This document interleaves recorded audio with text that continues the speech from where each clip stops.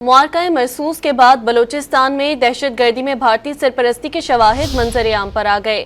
Security ज़राए के मुताबिक भारत पाकिस्तान में दहशत गर्द ग्रुपों और कलदन तंजीमों को माली मुआवनत फराहम करता है। भारतीय सरपरस्ती का सबूत भारतीय मीडिया, नरेंद्र मोदी और वज़ीर दिफा के बयानात से साबित होते हैं। सिक्योरिटी ज़राए के मुताबिक दहशत गर्द ग्रुपों के सरगना लॉजिस्टिक और ऑपरेशनल ब्रीफिंग्स के लिए भारत का बाकायदगी से दौरा करते हैं। सिर्फ यही नहीं, भारत में इन दहशत गर्दों को तिबी इलाज की सहूलियात भी मुहैया की जाती हैं।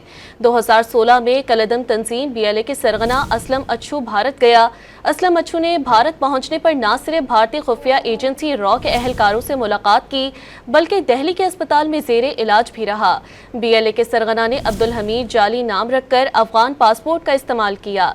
सिक्योरिटी ज़राए के मुताबिक 2018 में कराची में चीनी कॉन्सुलेट पर हमले का मास्टरमाइंड कलदम BLA और मजीद ब्रिगेड का सरगना असलम अच्छू था। दहशतगर्द असलम अच्छू का बेटा रेहान 2018 में दलबंदीन में चीनी इंजीनियर्स पर खुदकुश हमले में मुलव्विस था। कलदम BLA के मौजूदा सरगना बशीर ज़ेब ने 2017 में भारत का दौरा किया।